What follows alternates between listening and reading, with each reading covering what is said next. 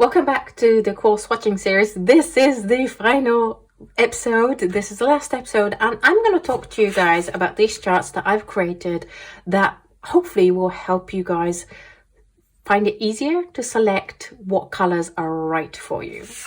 So first of all, we've gone through this in the previous video, so I'm not going to go on about it too much. But the first way to do it is if you are creating a palette from scratch, you can select the colors that I've selected for the color wheel palette or something similar, so that you have a good bone structure to hang all the other colors from. And I've talked a lot about it in the previous episode.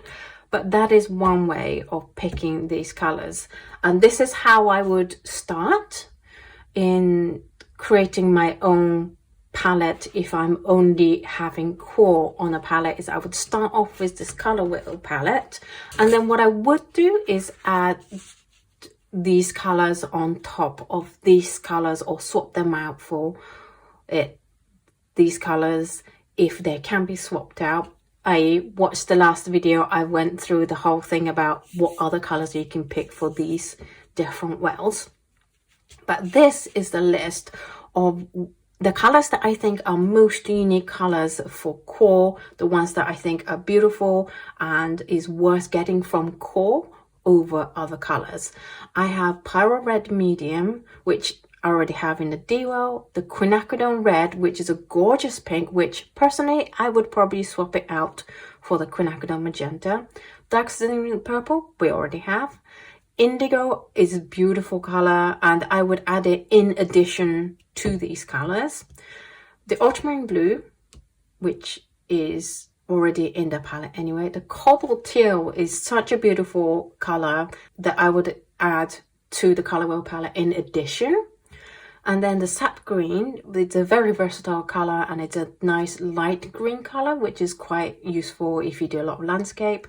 Obviously, Hooker's Green, we already have in the color wheel palette, and the Permanent Gamboge. I created a painting with Permanent Gamboge, Hooker's Green, and Indigo for a set of painterly paintings in autumn, and it was just so beautiful. They go so well. So you can start off with the color wheel palette, but I've created this list in case you just want to know the colors that are special in QoR. You know, maybe you already have a good working palette and you just want to know what colors are worth it over other brands, then this is the list to go for.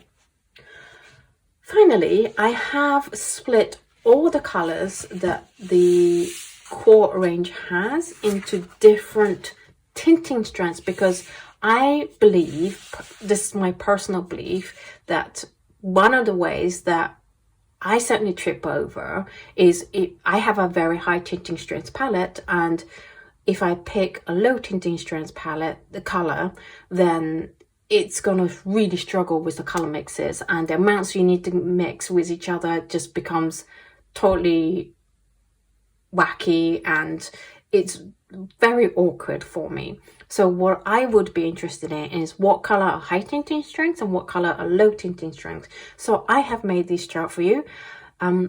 Obviously you don't have to memorize this. I will put scans of this up on my Patreon. That's patreon.com/AutoKano, so that you don't have to make notes. You can just download the scans. But we have the very high tinting strengths, the high tinting strengths, medium tinting strengths, or like average, not high or not low, and then low tinting strengths. If you have a lot of ultramarines and cobalts and viridian and terra and all that soft colors, if you stick to these, then you're going to have an easier time mixing with what the colors you already have.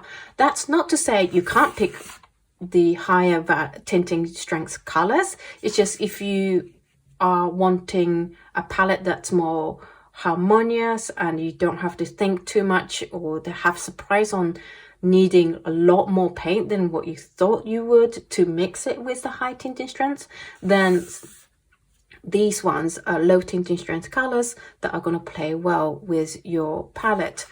Similarly, if you have very high tinting strengths, if you stick to the very high and high tinting strengths, you're gonna have an easier time or less surprising of a time with the color mixes.